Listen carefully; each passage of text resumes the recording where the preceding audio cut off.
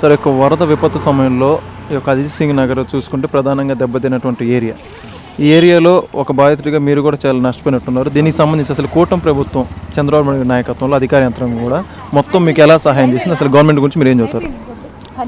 వాస్తవంగా చెప్పాలంటే అనుభవం ఉన్న ముఖ్యమంత్రి రాష్ట్రానికి దొరకడం అదృష్టం అండి. దేనికంటే ముందు ఆస్తి నష్టం ఏమో కానీ జన నష్టం లేకుండా కాపాడగలిగిన అధికార యంత్రాంగాన్ని ఇచ్చేసి జన నష్టం లేకుండా చాలా వరకు కవర్ చేసి, ఆస్తి నష్టం అంటే పోయింది, రేపు మనం ఏదో సంపాదించుకుంటాం, గవర్నమెంట్ ఏదో ఇచ్చింది, అది వేరే విషయం. కాకపోతే ముందు జనాలకి ఎవరికి ఇబ్బంది లేకుండా, జనాలు ఎక్కువ మరణాలు లేకుండా చాలా బ్రహ్మాండంగా చేసింది గవర్నమెంట్.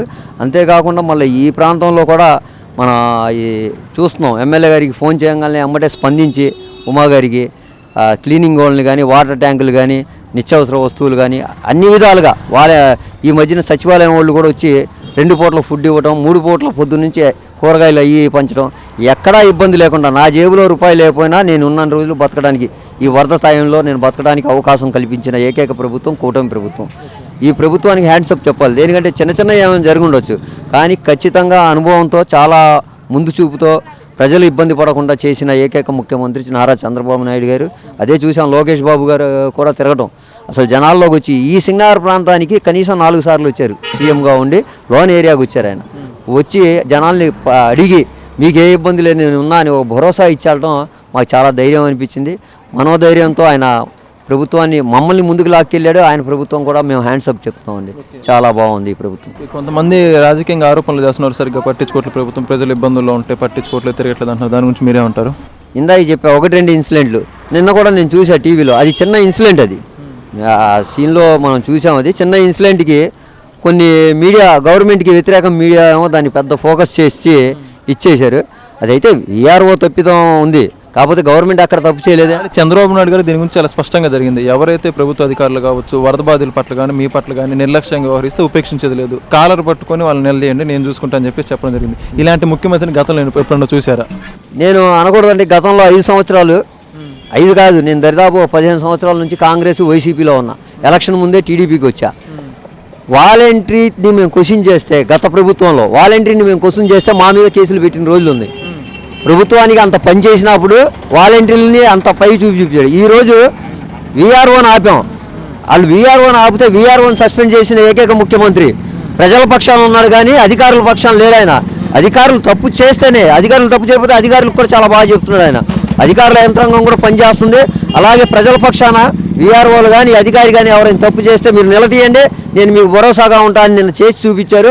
అలాంటి ముఖ్యమంత్రి ఉండాలి, కానీ ఏదో వాలంటీర్లకి కొమ్ము కాస్తూ, సచివాలయాలు కొమ్ము కాస్తూ చేయలే. ఆయన ప్రజల పక్షాన్ని నిలబడ్డాడు, పేదల పక్షాన్ని నిలబడ్డాడు ఆయన. వరద అయితే తగ్గింది, మరి మీకు రేషన్ కానీ యొక్క పారిశుద్ధ పనులు కావచ్చు, ఎలక్ట్రిక్ పనులు కావచ్చు, ఇవన్నీ కూడా మరి జరిగాయి మీకు? ఇవన్నీ కూడా పారిశుద్ధ పనులు, రేషన్ మొత్తం వస్తుందండి, దానికి ఏం డోకా లేదు. వాటర్ కూడా వచ్చినట్టున్నప్పుడు మీకు క్లీనింగ్ వాటర్ కూడా వస్తున్నట్టు వాటర్ పట్టుకున్నాను నేనే. ఉదాహరణకి 2 రోజుల నుంచి నేను వాటర్ దగ్గర ఉండి చేయిస్తున్నాను. అంటే మా వంతు సాయంగా మేము చేస్తున్నాం. ప్రభుత్వం పంపించిన ఇచ్చేసే వాళ్ళు ఉండాలి కాబట్టి చేస్తున్నాం. ఎమ్మెల్యే గారికి ఫోన్ చేయగానే రోజుకి 4-5 ట్యాంకర్లు మా హ్యాండ్ ఓవర్లో పంపిస్తున్నారు ఆయన. మరి అలాంటి మాకు ఒక రకంగా చెప్పాలంటే ఎమ్మెల్యే గారు కూడా మంచి సపోర్ట్ చేస్తున్నారు. ఈ ప్రాంతంలో ఏదున్నా సరే చెప్పంగానే ఎమ్మటే పనిచేసి పెడుతున్నారు. ఈరోజు కూడా నేను విన్నాను, అన్ని గుళ్ళు మసీదులు ఫైర్ సిబ్బందితో కడిగడం. కొద్దిగా ఫైర్ సిబ్బంది వాళ్ళు ఏంటంటే చిన్న చిన్న సందుల్లో రాలేకపోతున్నారు. అదొకటే తప్ప మెయిన్ రోడ్లో ఎక్కడున్నా సరే ఇబ్బంది ఉన్నా సరే ఫైర్ సిబ్బంది కూడా క్లీనింగ్ చేస్తుంది. కార్పొరేషన్ కూడా బాగా స్పందిస్తుంది. అది ఇక్కడే కదండి, బయట జిల్లాల నుంచి తీసుకొచ్చి ఎక్కడికక్కడ క్లీన్ చేయించడం అంటే అది చాలా గొప్ప విషయమే. ఇప్పుడు ఒక యంత్రాంగం మహా ఉంటే విజయవాడ నగరంలో 2000 మంది ఉంటారు కార్పొరేషన్ సిబ్బంది. 2000 కాదు, ఇక్కడ అదనంగా 10,000 మందిని పెట్టి సింగనగర్ ప్రాంతానికే 8,000-9,000 మంది సిబ్బంది బయట ఊర్ల నుంచి వచ్చి పనిచేస్తున్నారంటే అది చాలా ఆయన ముందు చూపు పని అని. చాలా తొందరగా క్లీన్ చేయాలి. ఇక్కడ ఏంటంటే ఇది ఫెడ్ వచ్చి వెళ్ళిపోవడం ఒక ఎత్తు అయితే, మళ్ళీ నెక్స్ట్ జబ్బులు రోగాలు వస్తాయి ఇలా ఉంటే. అది లేకుండా ఉండడానికి కూడా శానిటేషన్ కూడా ముందుగానే ఆయన శుభ్రం చేయించడం, క్లీన్ చేయించడం చేస్తున్నారు. బ్లీచింగ్ అవన్నీ గ్రౌండ్ లెవెల్ వర్క్ మాత్రం బాగా జరుగుతుంది. దానికి పూర్తిగా మాకు హర్షం వ్యక్తం చేస్తుంది. సార్ చెప్పండి, మొత్తంగా ఈ యొక్క కూటమి ప్రభుత్వం వరద విపత్తుకు సమయానికి సంబంధించి ఎలా స్పందించింది, ఏ విధంగా చర్యలు చేపట్టింది అంటారు? ప్రభుత్వ స్పందన మాత్రం బాగుందండి. అన్ని విధాలుగా సహాయ సహకారాలు అయితే వస్తున్నాయి. కొన్ని విషయాలు ఒక రేషన్ కానీ ఫుడ్ సప్లై కానీ మోర్ దాన్ సఫిషియెంట్ వస్తున్నాయి, కానీ అది సరిగ్గా సమయానికి అందట్లేదు, అందరికీ కూడా అందట్లేదు. ఎందువల్లంటే అది ఎక్కడో ఒక చోట పెట్టేస్తున్నారు వెహికల్స్ అన్నీ. పెట్టడం వల్ల ఏంటంటే సందులో రాలేని వాళ్ళు, వాటర్ ఉన్నవాళ్ళు రాలేకపోతున్నారు. దానివల్ల చాలామంది సఫర్ అవుతున్నారు. అందువల్ల నా ఒపీనియన్ ఏంటంటే రోడ్డుకి ఒక వెహికల్ పెడితే ఆ రోడ్డు వాళ్ళంతా వచ్చేసి వెళ్ళిపోతారు, వాళ్ళు తీసుకుంటారు. అదే నా ఉద్దేశం. తర్వాత శానిటేషన్ ఒకటి మెయిన్. శానిటేషన్ వాళ్ళు మాత్రం ఒక రోడ్డు వస్తే రెండో రోడ్డు మళ్ళీ రావట్లా, అది కూడా కొంచెం తీసుకుంటే ఈ మెయిన్ ఈ రోగాలు రాకుండా ఉంటాయి. అది మా కోరిక.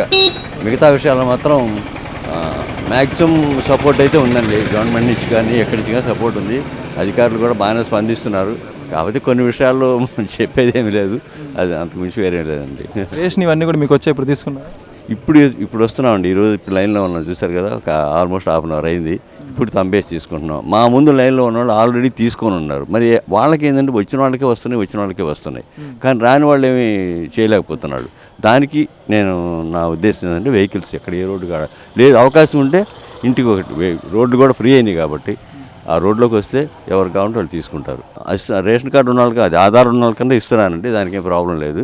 అందువల్ల ఆధార్ ఉన్న వాళ్ళకి కొంచెం సపోర్ట్ చేసి నోరికి ఇస్తే మాకు హ్యాపీగా ఉంటుంది. చంద్రబాబు గారికి ఏం చెప్తారు మీ తరఫు నుంచి? ఒకవేళ ధన్యవాదాలు, ఆయనకు చాలా ధన్యవాదాలు. అంతే. గుడ్ మార్నింగ్ అండి. ఆంధ్రప్రదేశ్ రాష్ట్ర విపత్తు స్పందన మరియు అగ్నిమాపక సేవల తరఫున మేము ఇక్కడ లోతట్టు ప్రాంతాల్లో వాటరు ఉన్నటువంటి మురికిగా ఉన్నటువంటి వాటిని క్లీన్ చేయడం కానీ ఇట్లా వాటికి మమ్మల్ని Madireddy director general of fire service Pratap Reddy Madireddy sir ఆధ్వర్యంలో మమ్మల్ని అందరినీ ఇక్కడ డిప్లాయ్ చేశారు సార్ వాళ్ళ సమక్షంలో. సో మాకు ఇన్ఛార్జ్ ఆఫీసర్స్గా నిరంజన్ రెడ్డి అనేసి ఆ రీజనల్ ఫైర్ ఆఫీసర్ సార్ వాళ్ళ ఆధ్వర్యంలో ఇక్కడ 10 ఫైర్ ఇంజన్స్ అనేటువంటివి ఇక్కడ వర్కింగ్ చేస్తూ ఉన్నాయి. ఇక్కడ సింగ్ నగర్లో 58వ వార్డుకు మా అందరికీ ఇచ్చారు. సో ఈ డిప్లాయ్ చేసిన దాంట్లో మాకు 35 మెంబర్స్ స్టాఫ్ ఉన్నారు. ఇప్పుడు అదనంగా ప్రతిపాడు వెహికల్ కూడా మాకు వచ్చి చేస్తున్నాము. ఇక్కడ మేము చేసేటువంటి చర్యలు లోతట్టు ప్రాంతాల్లో ఉన్నటువంటి వాళ్ళని బోట్ సహాయంతో తీసుకొని రావడము, మరి అదేవిధంగానే ఇక్కడ క్లీన్ అంటే మురికి చేరినటువంటి ఇండ్లలో క్లీన్ చేయడము, తదితరి ఏజ్డ్ వాళ్ళని వృద్ధాప్యుల్ని వాళ్ళ సహాయ సహకారాలు అందించడము, ఇటువంటి చర్యల్లో మేము పార్టిసిపేట్ చేస్తున్నాము. ముఖ్యంగా చిన్నపిల్లలు, మహిళలు అంటే వృద్ధ మహిళలకు బోటు కూడా మా దగ్గర అవైలబిలిటీ ఉంది. సో దాదాపు ఇక్కడ ఉన్న ఫైర్ ఇంజన్స్లలో మనకు అడిషనల్గా వాటర్ రిక్వైర్మెంట్కి కూడా ఇక్కడ ఇప్పుడు అడిషనల్ బ్రౌజర్స్ కూడా మా హయ్యర్ ఆఫీసర్స్ డిఎఫ్ఎస్ఆర్, ఏడిఎఫ్ఎస్ఆర్ వీళ్ళంతా కూడా దీనికి సమన్వయంతో వాటర్ ట్యాంకర్సు కూడా అవైలబిలిటీ చేశారు. సో ఇక్కడ వాటర్ కూడా ఎక్కడ ఇబ్బందులు రాకోకుండా దాదాపు 12,000 లీటర్స్ నుంచి 18,000 లీటర్స్ వరకు కూడా ఇక్కడ ట్యాంకర్స్ వస్తూ ఉన్నాయి. ఈ వాటర్ ట్యాంకర్స్ 2-3 సార్లు కంటిన్యూటీగా వర్క్ జరుగుతున్నాయి. ఈరోజు ఇచ్చిన ఇన్స్ట్రక్షన్స్ కంటిన్యూటీగా ఒక వీధి తీసుకుంటే ఎక్కడైతే శుభ్రంగా లేదో, తర్వాత ఎక్కడైతే వాటర్తో కూరుకొని అంతా డిబారీస్ అంతా ఉన్నాయో వాటిని ఫస్ట్ ప్రిఫర్గా క్లీన్ చేయండి అనేసి వచ్చింది. సో అదే మాదిరి మా సార్ హయ్యర్ ఆఫీసర్స్ వాళ్ళు ఇచ్చిన ఆదేశాలను శిరసావేస్తూ చేస్తూ ఉన్నాం. సో చెప్పండి, ఒక కూటమి గవర్నమెంట్ సమయంలో చంద్రబాబు నాయుడు గారి గవర్నమెంట్ ఎలా పనిచేసిందంటే మీరు పరంగా ఎలాంటి ఇబ్బంది లేదండి. ప్రజలకు కావాల్సిన నిత్యావసర వస్తువులు కానీ, వెజిటేబుల్స్, కూరగాయలు కానీ, ఫుడ్ ప్యాకెట్స్ కానీ అంతా చక్కగా చాలా ఫాస్ట్గా త్వరగా రియాక్ట్ అయ్యి స్పందించి జనాలందరికీ మేలు జరిగేలా చేసింది. చంద్రబాబు నాయుడు గారు మీరు చూసుకుంటే ఆయనే డైరెక్ట్గా గ్రౌండ్లోకి వచ్చి జేసీబీలో తిరుగుతూ ఎవరు వెళ్ళలేని ప్రదేశాలు కూడా వెళ్తున్నారు. అధికారంగా యంత్రాంగాన్ని మొత్తం కూడా ఈ సింగ్ నగర్ ఈ పరిసర ప్రాంతాలు పిలిపించారు. దీని మీద మీరే ఉంటారు?